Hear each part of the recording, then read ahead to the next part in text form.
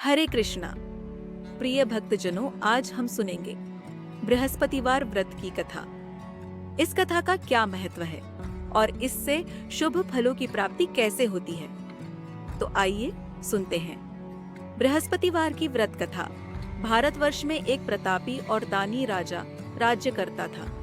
वह नित्य गरीबों और ब्राह्मणों की सहायता करता था। यह बात उसकी रानी को अच्छी नहीं लगती थी। वह न ही गरीबों को दान देती, न ही भगवान का पूजन करती थी और राजा को भी दान देने से मना किया करती थी। एक दिन राजा शिकार खेलने वन को गए हुए थे तो रानी महल में अकेली थी।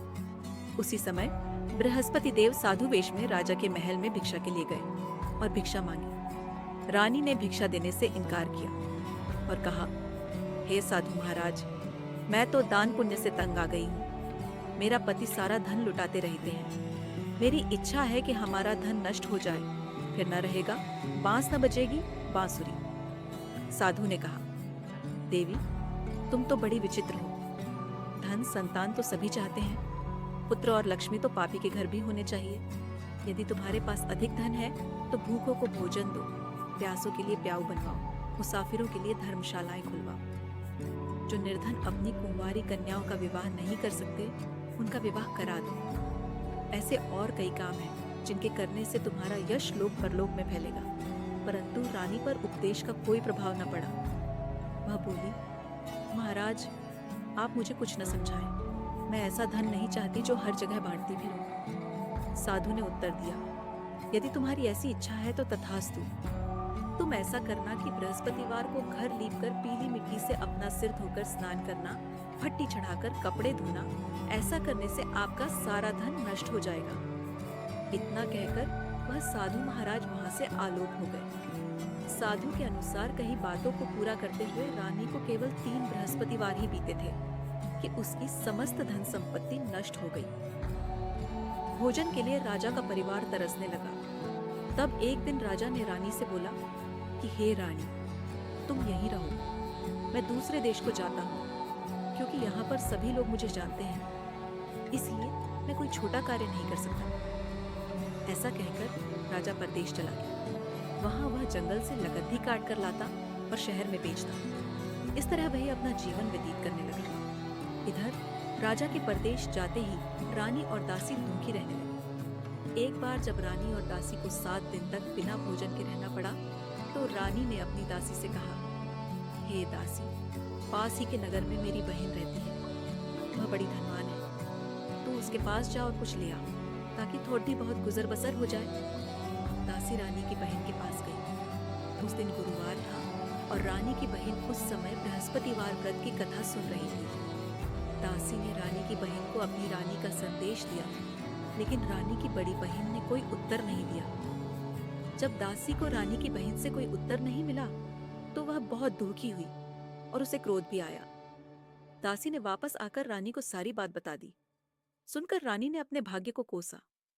उधर रानी की बहन ने सोचा कि मेरी बहन की दासी आई थी, परंतु मैं उससे नहीं बोली, इससे वह बहुत दुखी हुई होगी। कथा सुनकर और पूजन समाप्त करके वह अपनी बहन के घर आई और कहने लगी, हे बहन, मैं बृहस्पतिवार का व्रत कर रही थी। तुम्हारी दासी मेरे घर आई थी, परंतु जब तक कथा होती है तब तक न तो उठते हैं और न ही बोलते हैं, इसलिए मैं नहीं बोली। कहो, दासी क्यों गई थी? रानी बोली, बहन, तुमसे क्या छिपाऊं, हमारे घर में खाने तक को अनाज नहीं था। ऐसा कहते कहते रानी की आंखें भर आई। उसने दासी समेत पिछले 7 दिनों से भूखे रहने तक की बात अपनी बहन को विस्तार पूर्वक सुना दी। रानी की बहन बोली, देखो बहन, भगवान बृहस्पति देव सबकी मनोकामना को पूर्ण करते हैं। देखो, शायद तुम्हारे घर में अनाज रखा हो। पहले तो रानी को विश्वास नहीं हुआ, पर बहन के आग्रह करने पर उसने अपनी दासी को अंदर भेजा तो उसे सचमुच अनाज से भरा एक खटिया मिल गया। यह देखकर दासी को बड़ी हैरानी हुई। दासी रानी से कहने लगी, हे रानी, जब हमको भोजन नहीं मिलता तो हम व्रत ही तो करते हैं, इसलिए क्यों ना इनसे व्रत और कथा की विधि पूछ ली जाए ताकि हम भी व्रत कर सके। तब रानी ने अपनी बहन से बृहस्पतिवार व्रत के बारे में पूछा। उसकी बहन ने बताया, बृहस्पतिवार के व्रत में चने की दाल और मुनक्का से विष्णु भगवान का केले की जड़ में पूजन करें। तथा दीपक जलाएं। व्रत कथा सुने और पीला भोजन ही करें। इससे बृहस्पति देव प्रसन्न होते हैं। व्रत और पूजन विधि बताकर रानी की बहन अपने घर को लौट गई। 7 दिन के बाद जब गुरुवार आया तो रानी और दासी ने व्रत रखा। घुड़साल में जाकर चना और गुड़ लेकर आई। फिर उससे केले की जड़ तथा विष्णु भगवान का पूजन किया। अब पीला भोजन कहाँ से आए, इस बात को लेकर दोनों बहुत दुखी थे। चूंकि उन्होंने व्रत रखा था, इसलिए बृहस्पति देव उनसे प्रसन्न थे। इसलिए वे एक साधारण व्यक्ति का रूप धारण कर 2 थालों में सुंदर पीला भोजन दासी को दे गए। भोजन पाकर दासी प्रसन्न हुई और फिर रानी के साथ मिलकर भोजन ग्रहण किया। उसके बाद वे सभी गुरुवार को व्रत और पूजन करने लगी। बृहस्पति भगवान की कृपा से उनके पास फिर से धन संपत्ति आ गई, परंतु रानी फिर से पहले की तरह आलस्य करने लगी। तब दासी बोली, देखो रानी, तुम पहले भी इस प्रकार आलस्य करती थी। तुम्हें धन रखने में कष्ट होता था, इस कारण सभी धन नष्ट हो गया। और अब जब भगवान बृहस्पति की कृपा से धन मिला है तो तुम्हें फिर से आलस्य होता है। रानी को समझाते हुए दासी कहती है कि बड़ी मुसीबतों के बाद हमने यह धन पाया है, इसलिए हमें दान पुण्य करना चाहिए। भूखे मनुष्यों को भोजन कराना चाहिए और धन को शुभ कार्यों में खर्च करना चाहिए, जिससे तुम्हारे कुल का यश बढ़ेगा, स्वर्ग की प्राप्ति होगी और पितृ प्रसन्न होंगे। दासी की बात मानकर रानी अपना धन शुभ कार्यों में खर्च करने लगी, जिससे पूरे नगर में उसका यश फैलने लगा। एक दिन राजा दुखी होकर जंगल में एक पेड़ के नीचे आसन जमाकर बैठ गया। वह अपनी दशा को याद करके व्याकुल होने लगा।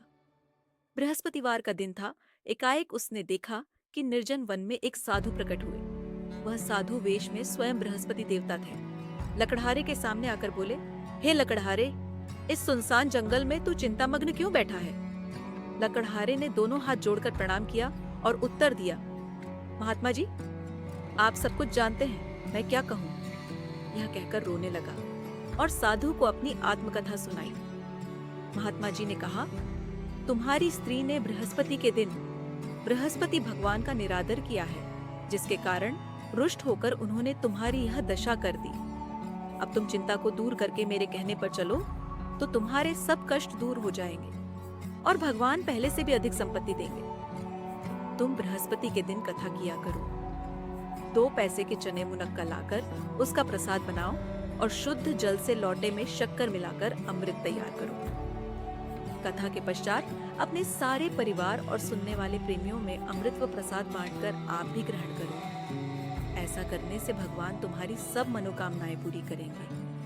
साधु के ऐसे वचन सुनकर लकड़हारा बोला, हे प्रभु, मुझे लकड़ी बेचकर इतना पैसा नहीं मिलता जिससे भोजन के उपरांत कुछ बचा सकूं। मैंने रात्रि में अपनी स्त्री को व्याकुल देखा है। मेरे पास कुछ भी नहीं जिससे मैं उसकी खबर मंगा सकूं। साधु ने कहा, हे लकड़हारे, तुम किसी बात की चिंता मत करो। बृहस्पति के दिन तुम रोजाना की तरह लकड़ियां लेकर शहर को जाओ। तुमको रोज से दुगुना धन प्राप्त होगा, जिससे तुम भली भांति भोजन कर लोगे तथा बृहस्पति देव की पूजा का सामान भी आ जाएगा। इतना कहकर साधु अंतर्ध्यान हो गए। धीरे धीरे समय व्यतीत होने पर फिर वही बृहस्पतिवार का दिन आया। लकड़हारा जंगल से लकड़ी काटकर किसी शहर में बेचने गया। उसे उस दिन और दिन से अधिक पैसा मिला।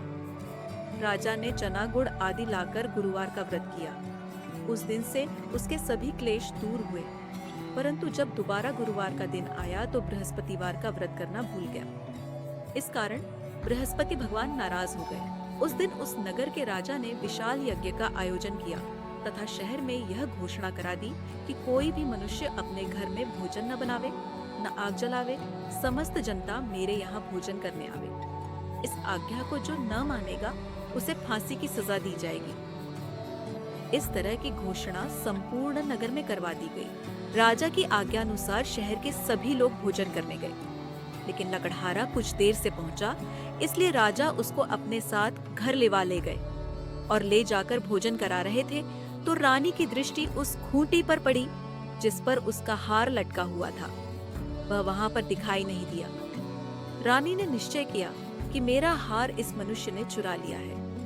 उसी समय सिपाहियों को बुलाकर उसको कारागार में डलवा दिया। जब लकड़हारा कारागार में पड़ गया और बहुत दुखी होकर विचार करने लगा कि न जाने कौन से पूर्व जन्म के कर्म से मुझे यह दुख प्राप्त हुआ है, और उसी साधु को याद करने लगा जो कि जंगल में मिला था।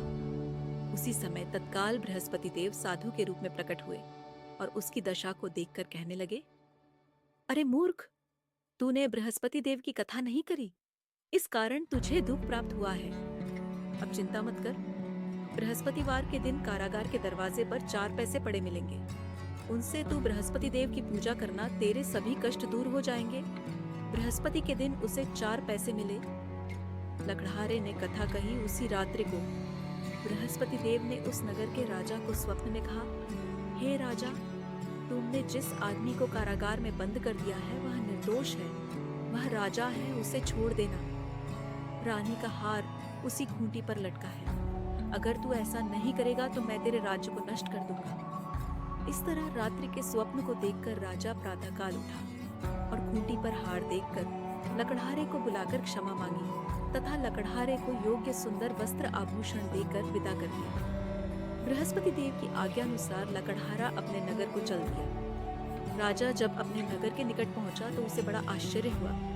नगर में पहले से अधिक बाग, तालाब, कुएं तथा बहुत सी धर्मशाला, मंदिर आदि बन गई है। राजा ने पूछा, यह किसका बाग और धर्मशाला है?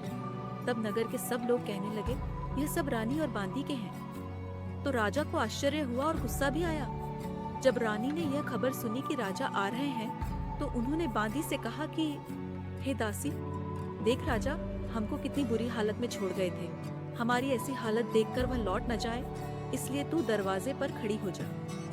आज्ञानुसार दासी दरवाजे पर खड़ी हो गई। राजा आए तो उन्हें अपने साथ लिवा लाई। तब राजा ने क्रोध करके अपनी रानी से पूछा कि यह धन तुम्हें कैसे प्राप्त हुआ है? तब उन्होंने कहा, हमें यह सब धन बृहस्पति देव के इस व्रत के प्रभाव से प्राप्त हुआ है। राजा ने निश्चय किया कि 7 रोज बाद तो सभी बृहस्पति देव का पूजन करते हैं, परंतु मैं प्रतिदिन दिन में 3 बार कहानी तथा रोज व्रत किया करूंगा। अब हर समय राजा के दुपट्टे में चने की दाल बंधी रहती तथा दिन में 3 बार कहानी कहता। एक रोज राजा ने विचार किया कि चलो अपनी बहन के यहाँ हो आवे। इस तरह निश्चय कर राजा घोड़े पर सवार हो अपनी बहन के यहाँ को चलने लगा। मार्ग में उसने देखा कि कुछ आदमी एक मुर्दे को लिए जा रहे हैं। उन्हें रोककर राजा कहने लगा, अरे भाइयों, मेरी बृहस्पति देव की कथा सुन लो। वे बोले, लो, हमारा तो आदमी मर गया है, इसको अपनी कथा की पड़ी है। परंतु कुछ आदमी बोले, अच्छा कहो, हम तुम्हारी कथा भी सुनेंगे। राजा ने दाल निकाली और जब कथा आधी हुई थी कि मुर्दा हिलने लग गया, और जब कथा समाप्त हो गई तो राम राम करके मनुष्य उठकर खड़ा हो गया। आगे मार्ग में उसे एक किसान खेत में हल चलाता मिला। राजा ने उसे देख और उससे बोले, अरे भैया, तुम मेरी बृहस्पतिवार की कथा सुन लो। किसान बोला, जब तक मैं तेरी कथा सुनूंगा तब तक 4 हरया जोत लूंगा, जा अपनी कथा किसी और को सुनाना। इस तरह राजा आगे चलने लगा। राजा के हटते ही बैल पछाड़ खाकर गिर गए तथा किसान के पेट में बड़ी जोर का दर्द होने लगा। उस समय उसकी माँ रोटी लेकर आई। उसने जब यह देखा तो अपने पुत्र से सब हाल पूछा और बेटे ने सभी हाल कह दिया। तो बुढ़िया दौड़ी दौड़ी उस घुड़सवार के पास गई और उससे बोली कि मैं तेरी कथा सुनूंगी, तू अपनी कथा मेरे खेत पर चलकर ही कहना। राजा ने बुढ़िया के खेत पर जाकर कथा कही, जिसके सुनते ही वह बैल उठ खड़ हुए तथा किसान के पेट का दर्द भी बंद हो गया। राजा अपनी बहन के घर पहुंचा। बहन ने भाई की खूब मेहमानी की। दूसरे रोज प्रातःकाल राजा जगा तो वह देखने लगा कि सब लोग भोजन कर रहे हैं। राजा ने अपनी बहन से कहा, ऐसा कोई मनुष्य है जिसने भोजन नहीं किया हो, मेरी बृहस्पतिवार की कथा सुन ले। बहन बोली, हे भैया, यह देश ऐसा ही है कि पहले यहाँ लोग भोजन करते हैं, बाद में अन्य काम करते हैं। अगर कोई पड़ोस में हो तो देख आऊं। वह ऐसा कहकर देखने चली गई, परंतु उसे कोई ऐसा व्यक्ति नहीं मिला जिसने भोजन न किया हो। अतः वह एक कुम्हार के घर गई, जिसका लड़का बीमार था। उसे मालूम हुआ कि उनके यहाँ 3 रोज से किसी ने भोजन नहीं किया है। रानी ने अपने भाई की कथा सुनने के लिए कुम्हार से कहा। वह तैयार हो गया। राजा ने जाकर बृहस्पतिवार की कथा कही, जिसको सुनकर उसका लड़का ठीक हो गया। अब तो राजा की प्रशंसा होने लगी। एक रोज राजा ने अपनी बहन से कहा कि हे बहन, हम अपने घर को जाएंगे, तुम भी तैयार हो जाओ। राजा की बहन ने अपनी सास से कहा। सास ने कहा, हाँ चली जा, परंतु अपने लड़कों को मत ले जाना, क्योंकि तेरे भाई के कोई औलाद नहीं है। बहन ने अपने भैया से कहा, हे भैया, मैं तो चलूंगी, पर कोई बालक नहीं जाएगा।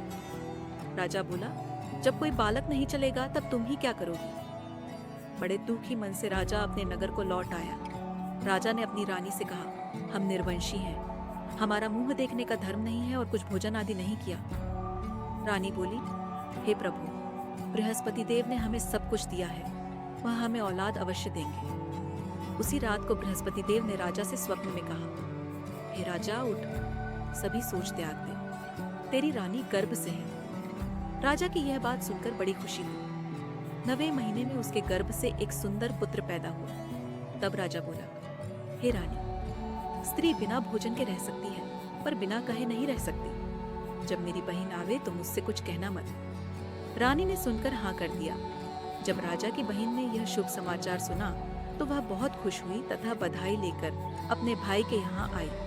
तभी रानी ने कहा, घोड़ा चढ़कर तो नहीं आई, गधा चढ़ी आई। राजा की बहन बोली, भाभी, मैं इस प्रकार न कहती तो तुम्हें औलाद कैसे मिलती? बृहस्पति देव ऐसे ही हैं, जैसी जिसके मन में कामनाएं हैं, सभी को पूर्ण करते हैं। जो सद्भावना पूर्वक बृहस्पतिवार का व्रत करता है एवं कथा पढ़ता है अथवा सुनता है, दूसरों को सुनाता है, बृहस्पति देव उसकी सभी मनोकामना पूर्ण करते हैं।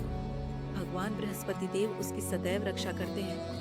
संसार में जो मनुष्य सद्भावना से भगवान जी का पूजन व्रत सच्चे हृदय से करते हैं तो उनकी सभी मनोकामनाएं पूर्ण करते हैं। जैसे सच्ची भावना से रानी और राजा ने उनकी कथा का गुणगान किया तो उनकी सभी इच्छाएं बृहस्पति देव जी ने पूर्ण की थी। इसलिए पूर्ण कथा सुनने के बाद प्रसाद लेकर जाना चाहिए।